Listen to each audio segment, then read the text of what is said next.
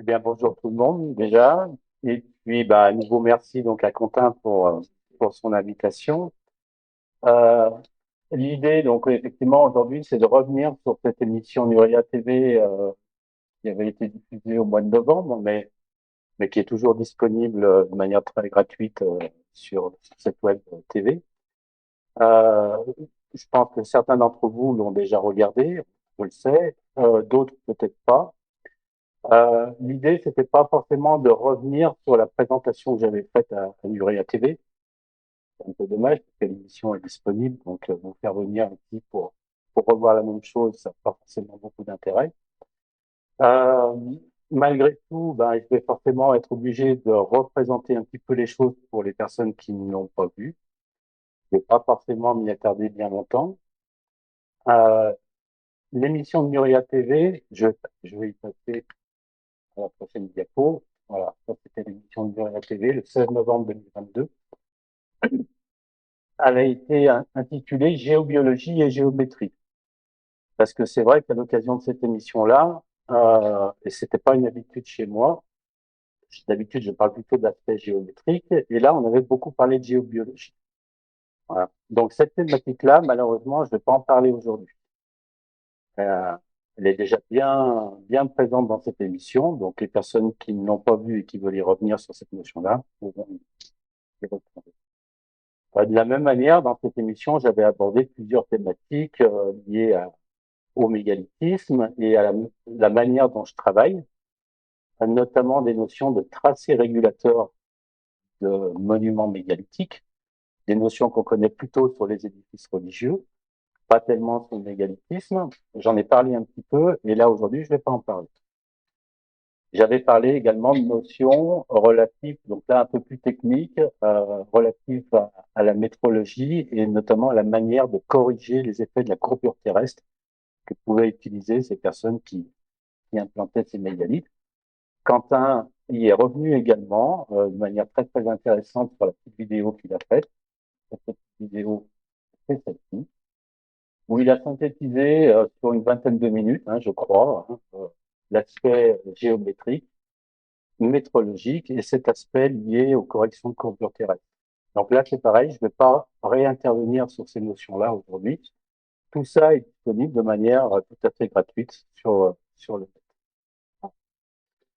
Euh, L'idée, donc, aujourd'hui, c'est de faire un complément de ce que j'ai pu dire au mois de novembre, parce que forcément, j'ai pas tout dit, même si l'émission dure 2 heures.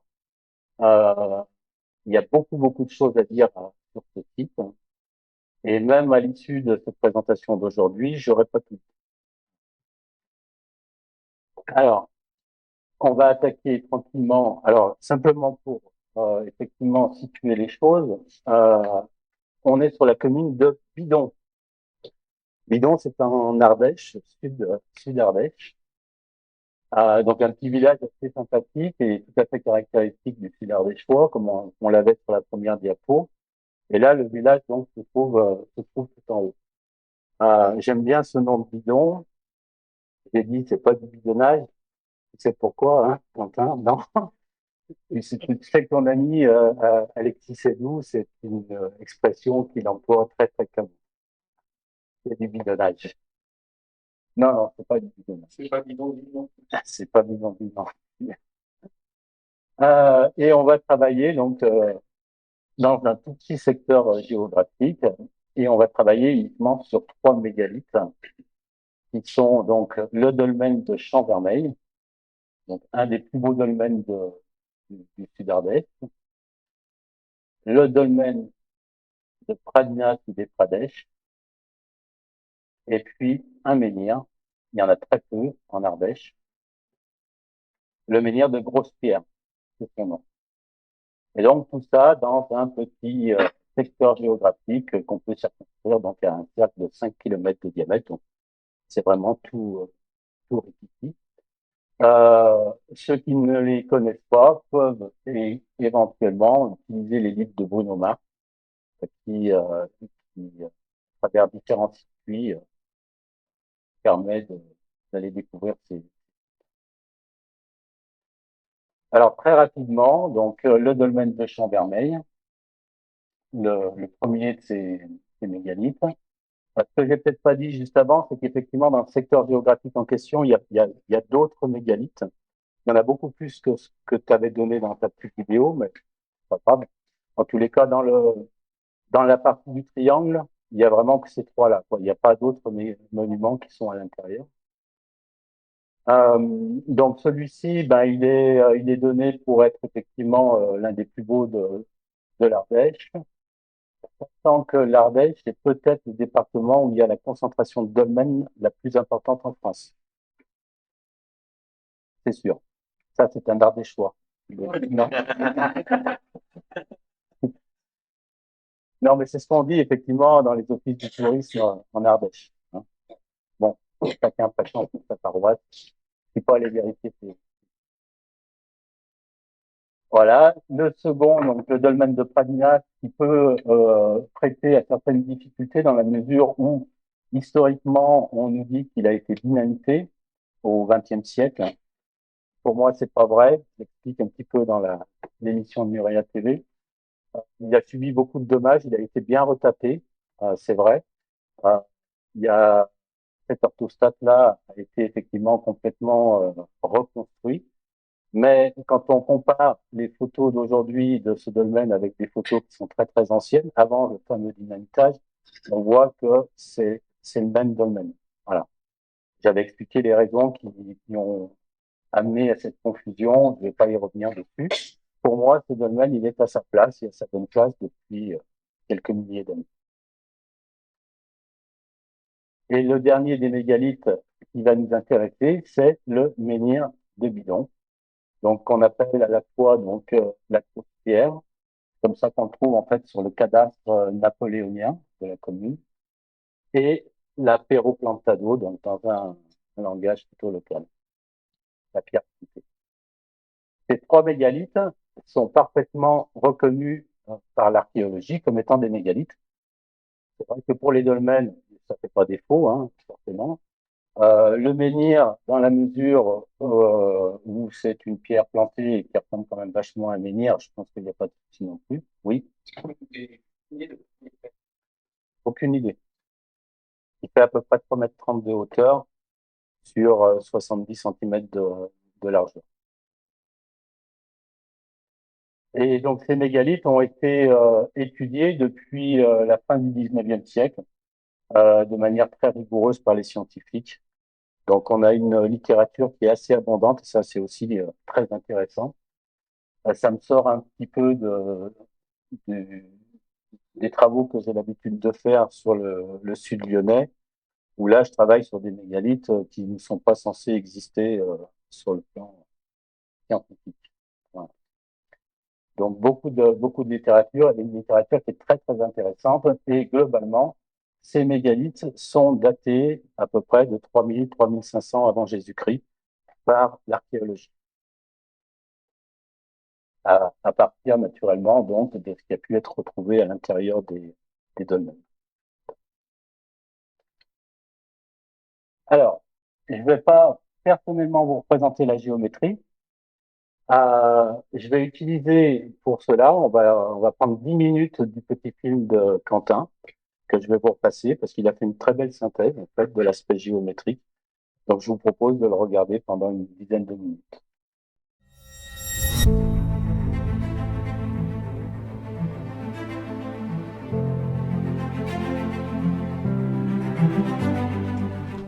Bonjour à tous, je fais une petite vidéo pour parler d'une découverte qui a été faite par Éric Charpentier. Donc c'est un ami, un collègue chercheur dans le domaine des mégalithes qui est du côté du Pilat et de Lyon. Et donc il a fait récemment une petite émission sur Nuria TV pour parler d'un complexe mégalithique en Ardèche du côté de Bidon. Et j'ai regardé cette émission et c'était vraiment très intéressant ce qu'il a découvert là-bas. Donc il fallait vraiment qu'on prenne le temps d'en parler, parce que c'est un cas d'école, et donc il faut que ce soit connu un petit peu plus, cet exemple-là, je pense, pour plein de raisons. Déjà, une première raison, c'est que avec son association, Donc il a été extrêmement rigoureux. Ils ont utilisé un GPS centimétrique pour aller relever les positions exactes des monuments, donc les entrées des dolmens et la position d'un menhir particulièrement. Et donc la découverte elle est vraiment particulière puisque du côté de Bidon, il y a quelques mégalithes. Et notamment, il s'est intéressé aux trois plus beaux du secteur, qui sont en meilleur état, où il reste les dalles de couverture. Donc deux magnifiques dolmens, celui de Champ-Vermeil et de Pradinas, et le menhir de Grosse-Pierre. Et donc autour, il y a quelques autres mégalithes. Voilà, j'en ai repéré 4 autres autour sur la carte IGN qui sont référencés. Mais dans le secteur circonscrit aux dolmens qui sont ici au menhir, bah, il n'y a que ces 3 monuments. On n'a pas à l'intérieur d'autres pierres. Donc dans un cercle qui encadre ces trois monuments, il n'y en a pas d'autres. Donc ça c'est important parce que si on avait eu 50 pierres à l'intérieur du triangle par exemple dans la zone, effectivement on peut faire tout un tas d'assemblages un peu plus facilement. Là ici il n'y a pas trop d'autres possibilités, nous avons dans ce périmètre que 3 monuments. Et ce qu'il a découvert est fascinant puisque les 3 monuments, donc si on essaie de se positionner par rapport aux axes cardinaux, vous avez le nord-sud, l'est-ouest. Je l'ai placé volontairement ici sur le dolmen de Pradinas. Vous allez comprendre pourquoi. Parce que ce triangle, qu'on voit un petit peu mieux maintenant, c'est un triangle rectangle. Et ce qui est particulier, c'est que l'axe que vous avez ici de 44 degrés 35 entre le menhir de Grosse-Pierre et l'entrée du domaine de Pradinas, eh bien on retrouve le même angle du domaine de Pradinas jusqu'au dolmen de Champ-Vermeil. Et donc on a 2 fois le même angle, ce qui veut dire qu'en fait, cet angle-là est un angle droit. Donc on a un triangle rectangle ici. Donc ça c'est déjà très curieux, c'est une première chose curieuse. Mais en plus de ça, l'angle correspond exactement à la latitude du lieu, 44 degrés 35. Donc ça c'est vraiment étonnant. On a disposé ces monuments en fonction de la latitude vraisemblablement. C'est étonnant, n'est-ce pas? Donc ça, c'est vraiment, je pense, le point de départ de sa découverte et qui en amène ensuite beaucoup d'autres, vous allez voir, parce qu'il s'est intéressé également aux longueurs du coup de notre triangle rectangle. Et il a constaté qu'en utilisant ce qu'on appelle le pied romain de 29,57 cm, eh bien nous avons 8900 pieds romains de 29,57 sur la longueur entre le menhir de Grosse-Pierre et l'entrée du domaine de Pradinas. Alors le pied romain 29,57, ceux qui connaissent un petit peu cette mesure savent que très souvent on peut lire des valeurs qui peuvent être un peu plus grandes. On peut lire 29,63, 29,62. Alors il a évoqué une raison, hein, pourquoi est-ce qu'il existe un pied romain plus petit. Il a parlé justement de quelque chose d'important dont on ne parle pas assez souvent, donc je vais en profiter pour faire une petite parenthèse là-dessus. Mais effectivement, il semble qu'il ait existé chez le pied romain des adaptations à partir d'une mesure linéaire. C'est-à-dire que nous avons un pied de référence et certains arpenteurs et géomètres, pour leur travail, étaient obligés d'utiliser un pied romain plus court ou plus long pour pouvoir faire correspondre leur géométrie sur une sphère, alors que au départ, ils ont tracé sur un plan. C'est donc tout le problème de l'adaptation d'un plan à la sphère qui courbe les angles et qui modifie sensiblement les distances, qui fait qu'on va jouer sur des variations de la longueur du pied romain pour adapter notre géométrie. Donc on va le voir justement parce qu'on a un exemple concret extraordinaire ici. Et donc ce pied de 29,57, alors il a raison de signaler que pas mal d'historiens le considèrent comme étant la référence, c'est le cas des Français, notamment puisqu'en France il semblerait que dans le livre qui s'appelle les arpenteurs romains, sur les arpenteurs romains, eh bien, les auteurs, donc Gérard Fouquet notamment, expliquent que la référence, c'est 29,57, c'est la valeur du pied romain. Et ce qui est intéressant, c'est que sur l'autre côté, on va retrouver 6100 pieds romains, donc de 29,57. Alors, ces deux valeurs, 61 et 89, hein, qui sont donc en hecto-pieds romains, si vous voulez, 61 et 89, il fait remarquer que c'est deux nombres premiers. Et je pense que c'est effectivement pertinent, parce que les nombres premiers, c'est quelque chose qui semble être utilisé par les bâtisseurs mégalithiques, pour tout un tas de raisons. C'est quelque chose qui leur permet si vous voulez, de relier parfois de la géométrie, d'insister sur quelque chose. C'est le sentiment que ça donne. On sent qu'ils insistent en ayant une redondance de nombres premiers. Et je vous propose de regarder un petit extrait d'un film qui s'appelle Contact, avec notamment l'actrice Jodie Foster, qui joue le rôle d'une jeune femme qui est passionnée par l'écoute des signaux venant de l'espace. Et un jour, elle capte un signal qui vient du ciel. Et ce signal, ce sont des sons qui s'enchaînent avec des temps de pause. Et au bout d'un moment, elle constate quelque chose, c'est que la répétition des sons indique des nombres premiers. Il y a des temps de pause, et ensuite on repart et on compte un certain nombre de sons, et ça correspond à des nombres premiers. Et je vous laisse regarder ce petit extrait et on se retrouve juste après. 22 stations dans le monde nous ont confirmé le signal. Vega est actuellement au-dessus de l'horizon. Alors ce que nous entendons, c'est le signal de l'alignement d'antennes. Il faut mettre les spécialistes du décryptage sur le coup. Lunacharsky rend visite à Caltech. Expliquez-moi, si la source du signal est si sophistiquée, pourquoi employer l'arithmétique? Exactement, pourquoi ne parle-t-il pas notre langue? Parce que 70% de la planète ne parle pas notre langue. L'arithmétique est le véritable langage universel, sénateur. Ce n'est pas une coïncidence, ils emploient des nombres premiers. Je ne comprends pas. Les nombres premiers. Des nombres entiers qui ne sont divisibles que par un ou par eux-mêmes. Voilà, donc j'espère que ce petit extrait vous a plu. Donc vous comprenez qu'effectivement, les nombres premiers, c'est quelque chose qui permet de faire du codage. C'est un outil de un outil pour crypter de l'information, notamment. Et donc, ça, je pense que c'est quelque chose d'important. Et ce qui est fascinant, en fait, c'est que ces mesures en pied romain, donc de 8900 et de 6100, si on les mesure en mètres, si on additionne ces deux longueurs, ça nous donne 4435 mètres.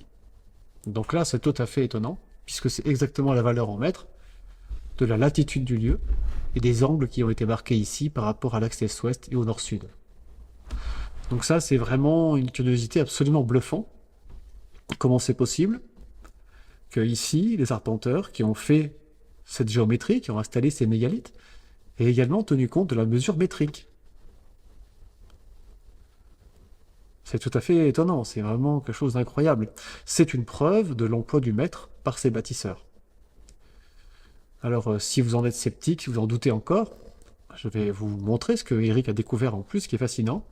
C'est que la longueur ici de l'hypoténuse du triangle rectangle, c'est 3183 mètres. Et que par conséquent, si je trace un cercle qui a ce diamètre, eh bien notre cercle va mesurer exactement 10 000 mètres. Et c'est pas du tout quelque chose d'anecdotique, la mesure 3183, puisqu'on la retrouve notamment sur les îles des Orcades. C'est les dimensions du cercle des Stone of Tennis que j'ai eu l'occasion d'aller mesurer.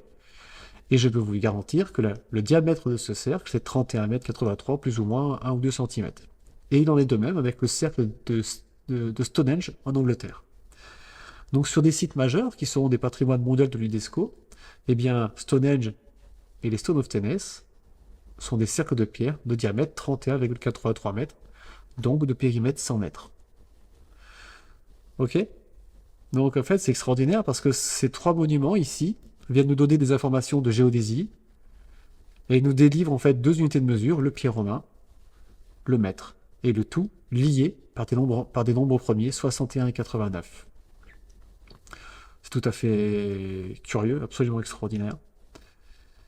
Donc vraiment c'est pour ça que je voulais qu'on prenne le temps de parler de cette découverte qu'il a fait, parce que c'est un véritable cas d'école de comment les peuples mégalithiques ont fait une sorte de codage dans leur structure. Alors je ne sais pas si c'est un code ou s'ils font ça parce que c'est quelque chose qui les anime foncièrement, qui leur apporte une certaine satisfaction, de relier ainsi la terre et le ciel avec les nombres, hein, comme quelque chose de transcendant. Mais en tout cas, ce qu'ils font, c'est pas du tout quelque chose qui était envisagé jusqu'à maintenant. Donc on n'est pas dans une implantation aléatoire de ces monuments. Il y a une intention d'architecture à grande échelle.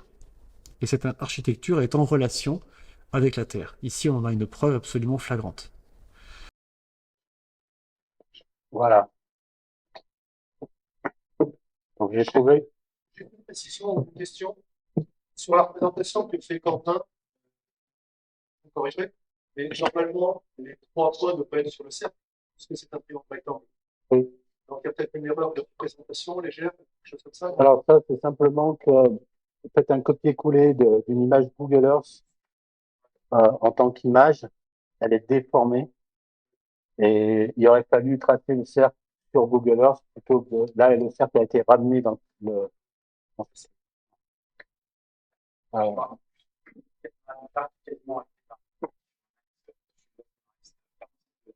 ouais,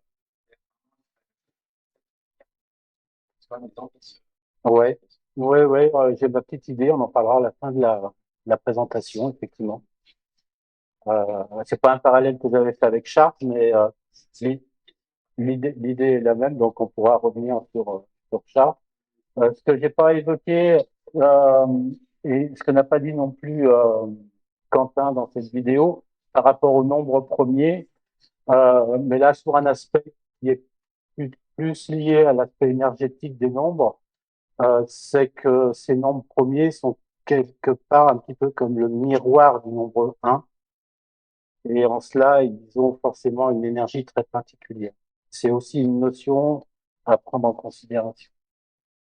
Voilà. Donc, on va remettre le film. Euh, Quentin a évoqué l'idée que c'était un langage, c'est non le premier, un mode d'expression, une manière de penser. Donc, c'est effectivement un mode de pensée. Alors, j'ai mis mais réservé à une caste d'initiés. Bon, peut-être que le terme est un peu extrême. Le parallèle que je voulais juste faire avec cette petite phrase, c'est que vous avez vu le sénateur là dans la, hein, lui il est politicien, il est dans sa bulle, il est dans son domaine, il n'est pas initié, il n'a pas la compétence en fait pour comprendre le pourquoi de ces nombres premiers. Là, c'est un petit peu la même chose avec le paradigme scientifique qu'on a aujourd'hui chez nous. Voilà, c'est pour arriver à comprendre un petit peu mieux ce qui se passe ici, je pense qu'il faut modifier son mode de pensée. C'est quelque chose qu'on va voir. Euh, Quentin a aussi utilisé un terme qui est très approprié, c'est un cas d'école.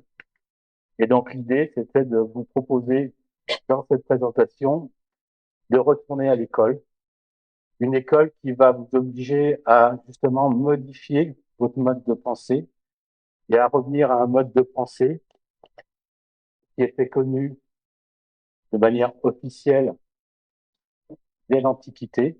C'est celle qu'on appelle sous le nom des 7 arts libéraux. Donc officiellement, on dit l'Antiquité, on nous donne l'année 270. C'est une discipline donc qui désigne en une grande part de la matière de l'enseignement concernant les lettres latines et les sciences des écoles de second niveau et qu'on retrouve jusqu'au Moyen Âge. La date de 270, on sait par exemple que l'enseignement de Pythagore était basé sur ces notions-là, donc au 6e siècle, 7e siècle avant Jésus. C'est quoi ces arts libéraux? On les scinde en deux parties, une partie qu'on appelle le trivium et une autre partie qu'on appelle le quadrivium. Le quadrivium, on a peut-être plus souvent entendu parler. Le trivium, il est connu pour être composé d'une discipline qui est la grammaire, d'une discipline qui est la dialectique et d'une discipline qui est la rhétorique. On est dans l'art de la parole, dans l'art de l'éloquence. En tous les cas, c'est ce qu'on connaît de cette première partie des 7 arts libéraux. Le quadrivium est composé de l'arithmétique, c'est-à-dire les nombres, la géométrie, la musique et l'astronomie. Donc, on a donc deux voies bien différentes, une voie des lettres et une voie des nombres. Euh, je voulais intervenir là-dessus déjà parce que l'occasion s'y prêtait, on est un peu en comité restreint. Donc, c'est vrai que c'est une présentation qui va être pas forcément très académique, on va dire, mais l'idée est précisément celle-ci. Comme je vous le disais, c'est d'essayer de sortir de votre mode de pensée et d'entrer dans un autre mode de pensée. Donc, vous allez peut-être trouver qu'il y a beaucoup de choses que je vais dire qui sont farfelues. Alors, vous avez raison, mais vous avez raison dans votre mode de pensée. Si vous changez de mode de pensée, ces choses que je vais vous présenter sont peut-être pas farfelues. Je vais insister un peu sur la discipline du trivium, qui, qui est connue, à ma connaissance, uniquement pour son aspect de l'éloquence, l'art de parler, l'art de discourir, l'art de controverser, alors qu'il y a, à mon avis, quelque chose de primordial dans cette discipline du trivium, qui est à rattacher avec une autre discipline qu'on appelle la magie, parce qu'à travers la grammaire, la dialectique et la rhétorique, on va travailler tout ce qui est énergie des nombres, transférée à l'énergie des lettres, transférée à des mots, à des phrases qui vont constituer des incantations. Je le dis, c'est pas forcément farfelu, comme je vous le disais, parce que ces choses-là se pratiquaient à l'Antiquité.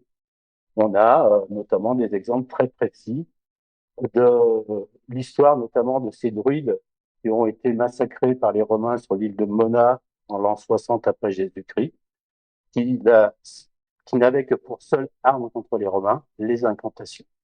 Voilà. Donc, les Romains racontent cet épisode-là. Alors, les druides ont perdu, hein, ça n'a pas été. Mais cette chose-là, il faut comprendre qu'elle existait à cette époque-là. Voilà. On y croit aujourd'hui, on n'y croit pas, peu importe, l'incantation.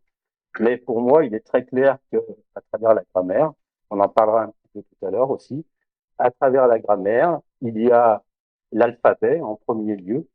L'alphabet est construit de A à Z. Il est construit pour que chacune des lettres corresponde à quelque chose de très particulier sur l'aspect énergétique. Je vais vous parler, avant la grammaire, de la dialectique. J'ai trouvé ça assez intéressant, une illustration, surtout à travers cette illustration, où on a donc la dialectique qui est représentée sous la forme d'une enseignante qui tient dans sa main une crosse. Elle enseigne à deux élèves.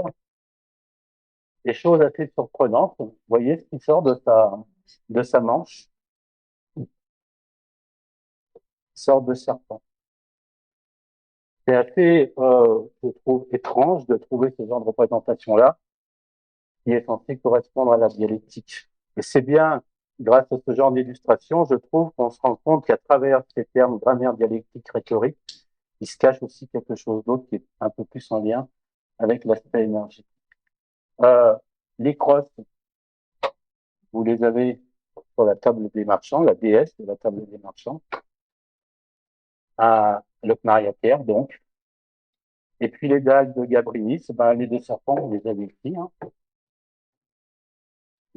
Et puis si vous regardez la tête de la dialectique, là, de coiffure, vous retrouvez le cartouche qui est propre à la déesse, que vous trouvez également sur l'île des Dalles. Donc tout ça pour dire qu'il y a probablement depuis l'époque de l'érection des mégalithes, donc le néolithique, un espèce de courant de pensée qui a perduré comme ça, à travers la symbolique de certaines choses, et qu'on retrouve encore au Moyen-Âge. Et certains initiés. Allez, on va revenir à Bidon, avec un petit exercice de grammaire. Donc, pour moi, c'est la magie des lettres, la magie des mots. J'aurais pu mettre la magie de la manière de construire les phrases.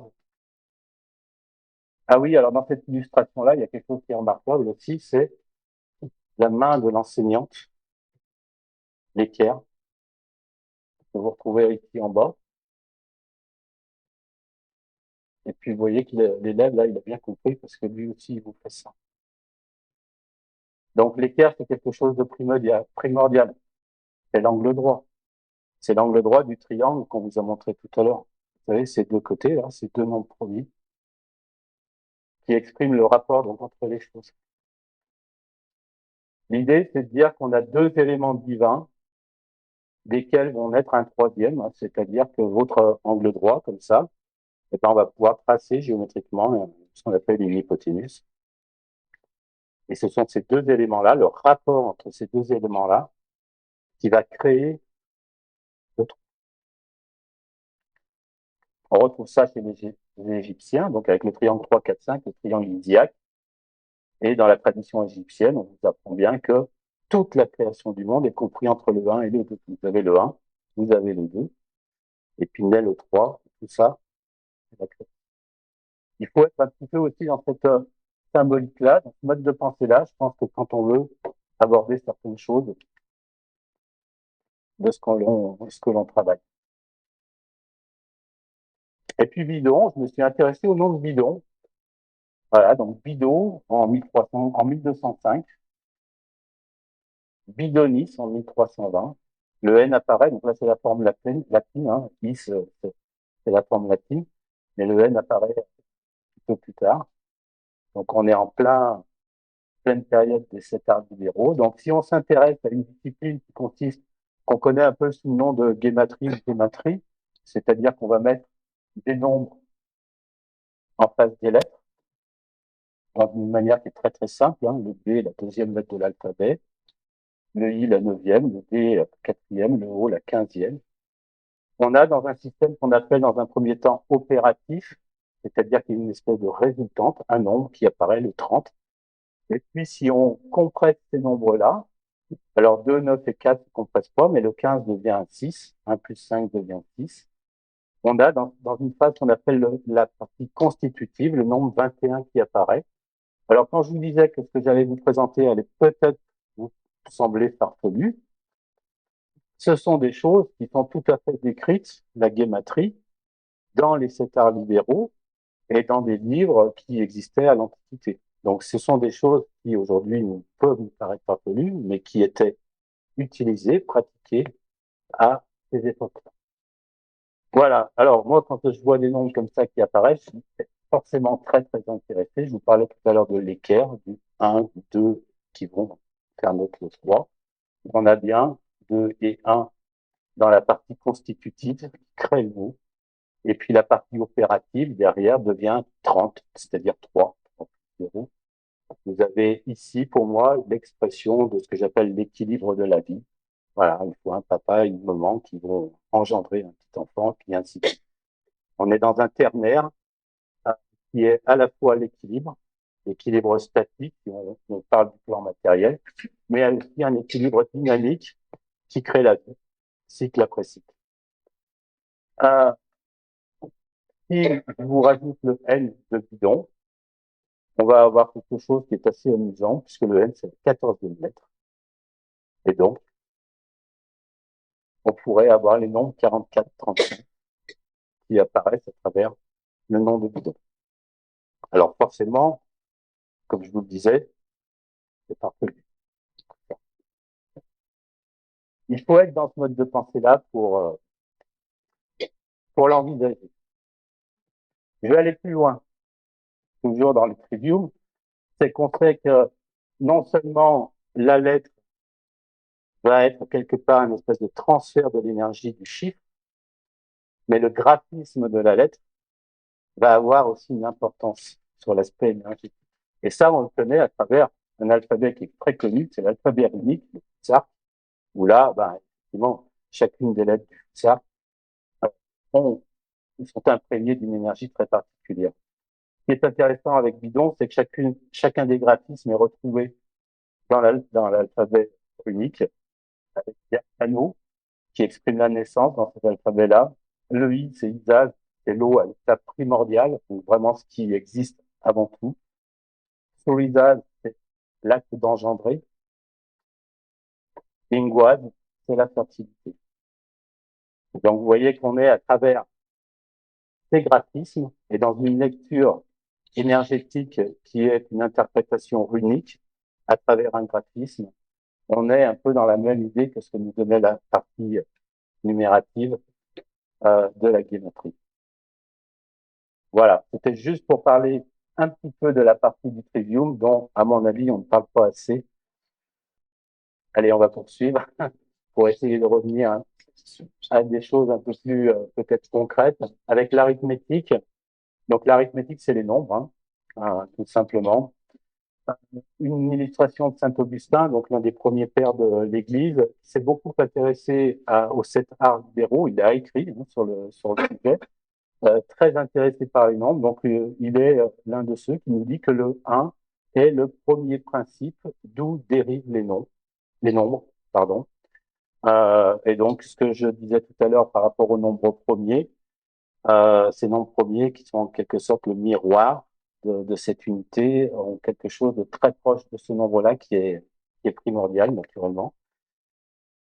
Le 2, c'est le second principe par lequel ces nombres se forment, et le 3 naît de l'union de ces deux principes, c'est pourquoi il est parfait.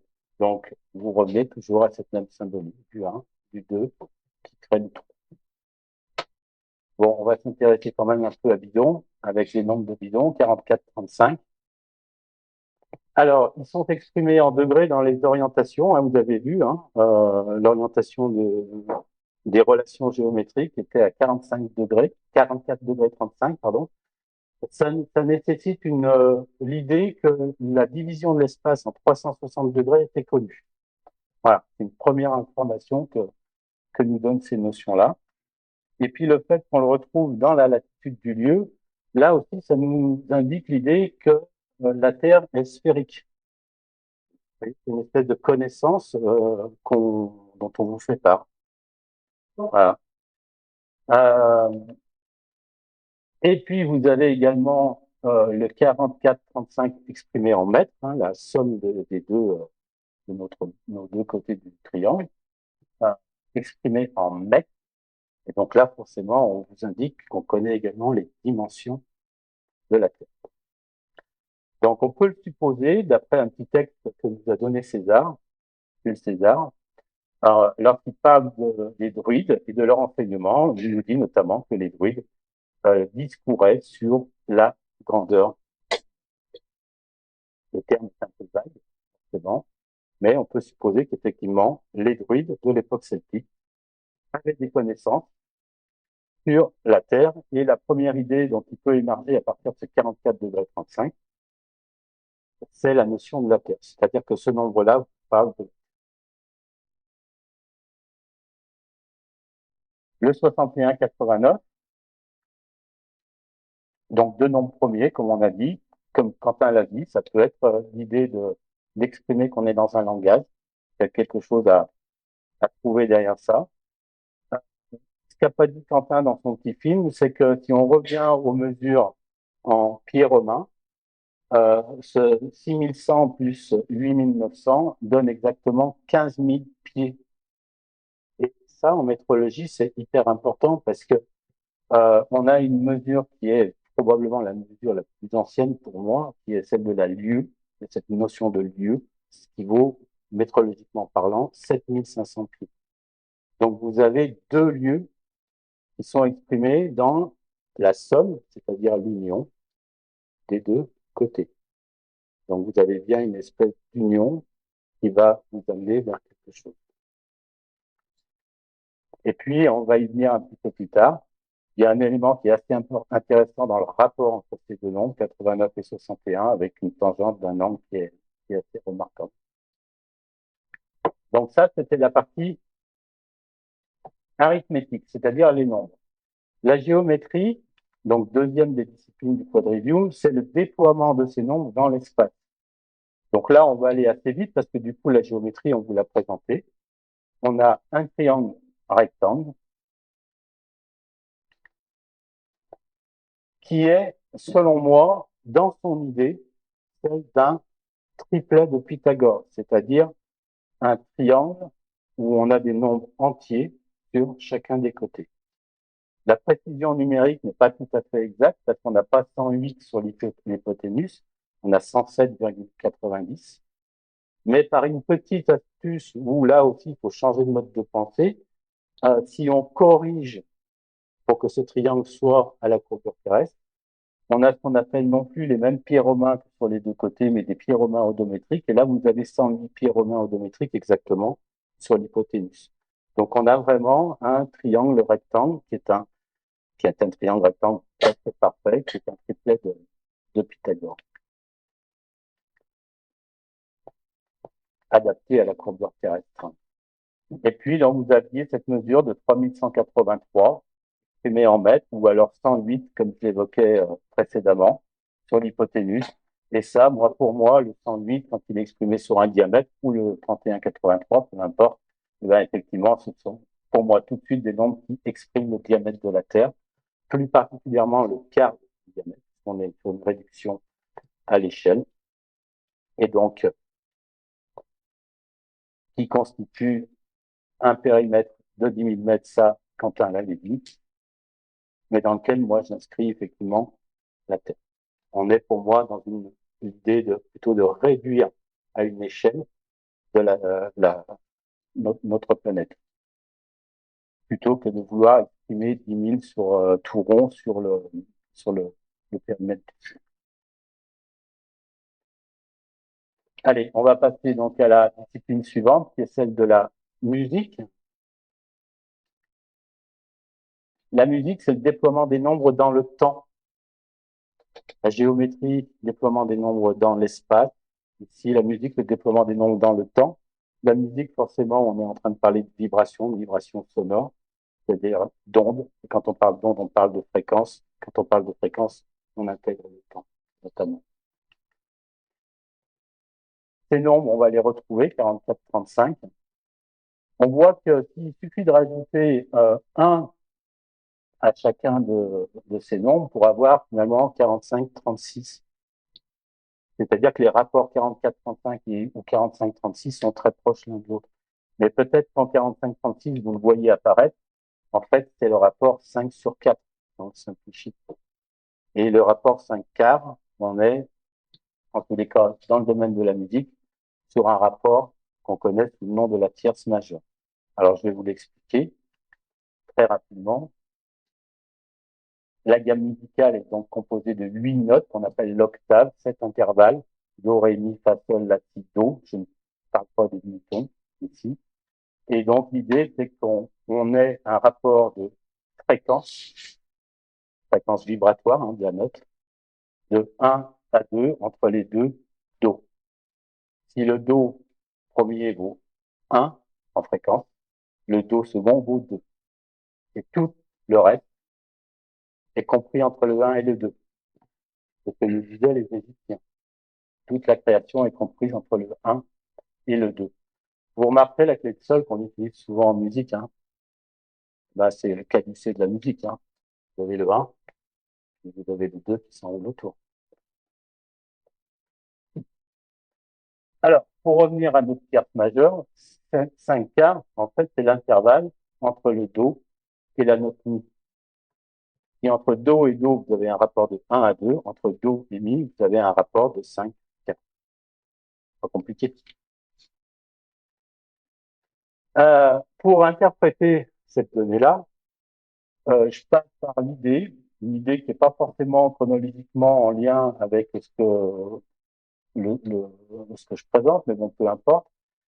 C'est de, de comprendre peut-être pourquoi on a donné ces noms-là à chacune des notes. Do, ré, mi, fa, sol, la, si, do. Le do pourrait être la traduction de dominus, c'est-à-dire l'univers, alors que le si signifierait sidéralis, et donc là on nous parlerait des galaxies. À travers le la, lactis, on nous parle de la voie lactée, c'est-à-dire qu'on nous parle de notre galaxie. Et à travers sol, solis, le soleil, c'est-à-dire qu'à l'intérieur de notre voie, de notre galaxie, on nous parle de notre système solaire. À travers le fa, on est dans l'idée de fatum, qui en latin veut dire la divination, l'astrologie par exemple. Et là, du coup, on nous parle des planètes qu'on retrouve dans l'astrologie, précisément. Donc les planètes de notre système solaire.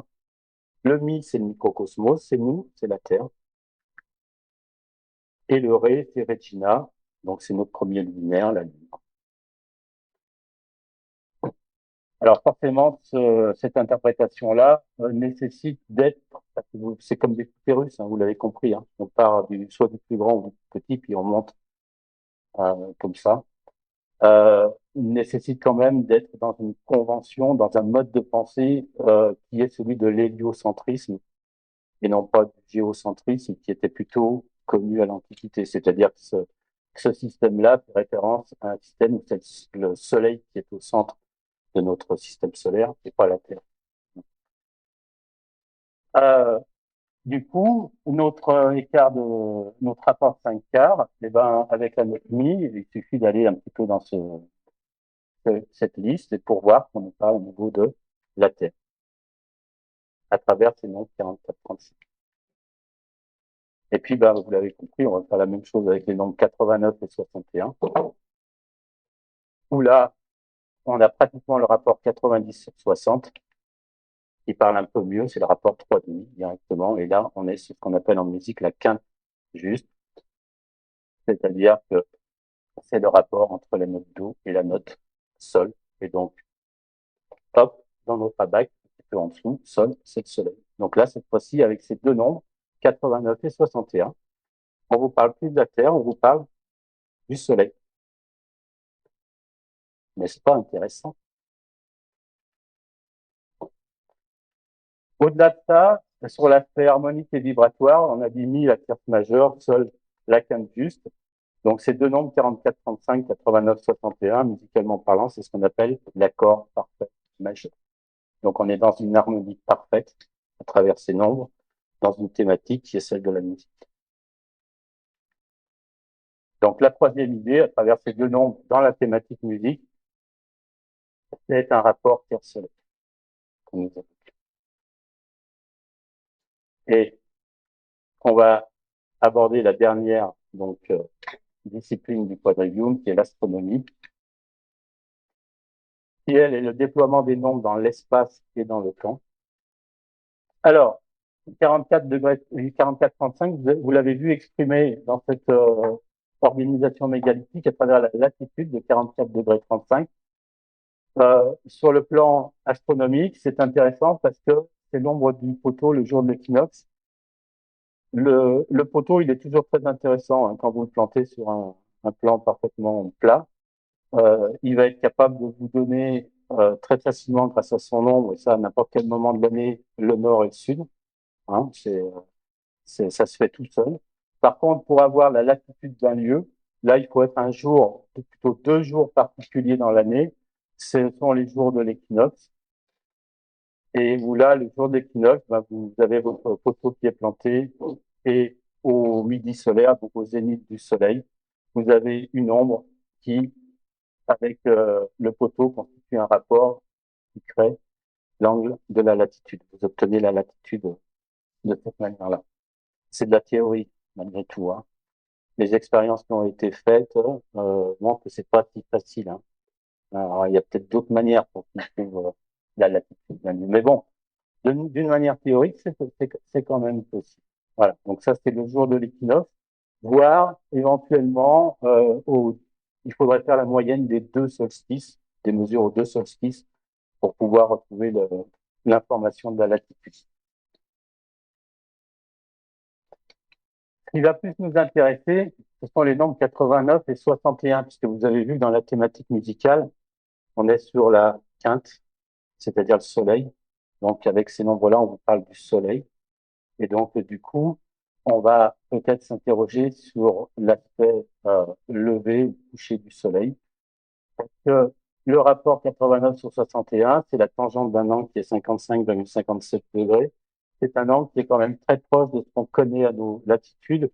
Hein, on est sur du 55-56 degrés pour des levées du soleil au solstice d'été. Voilà, ce sont ces azimuts-là. Donc, je vous ai mis sur cette ligne jaune le solstice d'été qui est à 56,52 degrés en 2023. C'est ce que donne Google Earth, parce que ça, c'est une simulation Google Earth. Hein. Je ne sais pas si elle vaut sur le plan de la précision, mais moi, je l'utilise parce que je trouve qu'on n'est pas loin, finalement, en tous les cas, de l'observation, on est proche de son découverte. Et la ligne rouge, c'est celle qui correspondrait à un lever du soleil, un solstice d'été, à 55,57 degrés. Et là, l'idée, c'est simplement de se poser la question en quelle année on va avoir ce nombre-là qui va apparaître. Donc, on va utiliser pour ça une petite application qui est très sympa, qui est ArchéoGéodésie, qui a un petit inconvénient pour moi, c'est qu'elle vous donne des azimuts de lever, coucher soleil théorique avec un horizon plat, qui ne tient pas compte du relief. pour ça que je suis obligé de passer, faire une petite bidouille, passer d'abord par Google Earth pour revenir ensuite à des notions plus théoriques. Et là, par exemple, ben, cette application nous dit que en 2023, le lever du soleil, il est à 56,21 et non pas à 56,52. Ça veut dire que votre relief à guidon, il crée un décalage de 0,32 degrés. Voilà, c'est ce que ça veut dire. Euh, donc, on va faire l'opération simplement inverse pour trouver l'année. On va déduire nos 55, 57, les 0,2, les 0,32 degrés du relief, et puis voir ce que ça donne dans l'application. Et il nous donne une année qui est 3300 avant Jésus-Christ. Donc ça, c'est très intéressant parce que, comme je vous l'ai dit tout à l'heure, on est exactement dans la période qui a été déterminée par les archéologues pour l'érection de ces mégalithes. Les 3300 avant Jésus-Christ, ben, on est en plein cœur du signe du taureau. Qu'est-ce que ça veut dire tout ça? Ça veut dire qu'à travers ce rapport 89-61, on est sur ce qu'on appelle tout simplement le rectangle solsticial du lieu. Mais j'insiste là-dessus, c'est le rectangle solsticial ici, au dolmen de Pradinas. Si vous allez au Menhir, si vous allez au dolmen de Champ-Vermeil, le relief derrière va vous changer complètement les choses. Donc c'est à l'angle droit de notre triangle, on a représenté ce rapport-là, et c'est lever et coucher du soleil. Alors là, je vous ai montré un lever du soleil. Je l'ai vérifié sur les autres directions et ça fonctionne aussi. Donc on est bien sur l'idée d'un rectangle solsticial à travers ces deux nombres, 89, 61. Après, faut pas oublier que ces deux nombres-là sont très très proches, comme on l'a vu tout à l'heure en musique, 90/60 ou d'autres rapports qui sont très très proches. Donc ça n'empêche pas qu'on ait pu choisir ces nombres pour leur qualité de nombre premier. Vous voyez, on aurait pu choisir peut-être d'autres nombres à évoquer qui auraient donné quelque chose de très très proche sur le plan astronomique. Et puis donc le petit parallèle qu'on va peut-être pouvoir faire avec Chartres. Je me suis posé la question des 44-35, mais là, je ne vais pas être affirmatif parce que Google ne nous permet pas de travailler avec la Lune, mais on sait que la Lune, notamment dans ses levées, ce qu'on appelle ses levées majeures, donc sur un cycle qui dure 18 ans, et des levées qui correspondent un petit peu à l'équivalence des solstices, hein, c'est les amplitudes maximum de la Lune, comme pour celle du Soleil au moment des solstices, et ben, forment des angles voilà, qui sont proches de 45 degrés à notre latitude.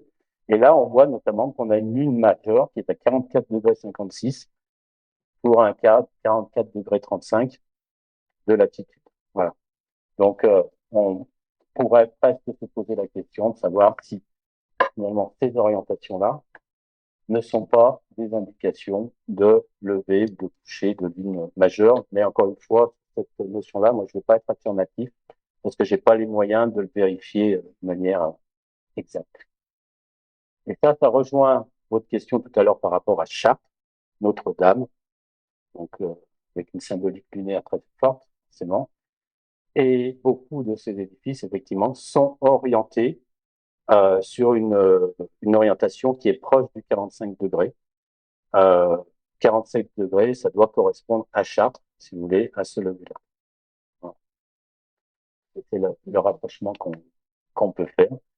Donc voilà, et ici, on peut se poser la question de savoir si ça ne serait pas le rectangle lunisficial, entre guillemets, majeur de Pradinas. Un dernier petit élément par rapport à l'astronomie, donc comme je l'ai dit, en 3300 ou 3250 pour être plus exact, on est au cœur de ce qu'on appelle l'ère du Taureau, vous savez, dans ce grand cycle, cette grande année zodiacale qui dure plus de 25 000 ans. À cette époque-là, donc on est au cœur du Taureau, ça veut dire qu'à l'équinoxe, le Soleil se lève dans la constellation du Taureau. Maintenant, c'est pas là-dessus que je voulais attirer votre attention. Souvent, quand on parle du Taureau, on y associe un petit groupe d'étoiles qui est assez connu, qui sont celles des Pléiades. Donc un amas qui, à l'œil nu, où on distingue facilement 7 étoiles. Les voilà en grossi, hein. Dans la réalité, il y en a 9 étoiles. Les noms que vous voyez ici tirent leur origine donc de la mythologie grecque. Vous avez 7 sœurs, là, ici. Puis là-bas, vous avez le papa et la maman. Là, c'est Pléiané. Et je voulais comparer ça avec donc cette organisation géométrique de bidon, où là, vous avez non seulement le triangle, mais vous avez d'autres éléments aux alentours. Vous avez notamment l'église de bidon. Et ce que je voulais vous montrer, c'est ça. On a une forme qui peut se retrouver ici. Et puis surtout, vous avez ce groupement de 7 sépultures qu'on appelle le bois des géantes, dont je parlais au tout début, et ben, qui pourrait correspondre à cet amas des étoiles. Alors, je mets du conditionnel derrière tout ça, parce que bien naturellement, on n'a pas d'exemple concret de ce genre de manifestation à travers le mégalithisme, par ma connaissance. Mais comme il se trouve à Bidon, et comme l'a dit Quentin, c'est un cas d'école, un cas un peu exceptionnel, un cas où tout parle très vite. Pourquoi pas imaginer qu'à un moment donné, l'implantation aussi des mégalithes au sol ne va pas retracer quelque chose qui était très important au moment où ils l'ont fait, en plein cœur du taureau, avec cette représentation de la constellation des Pléiades. Voilà, et je vais arrêter là.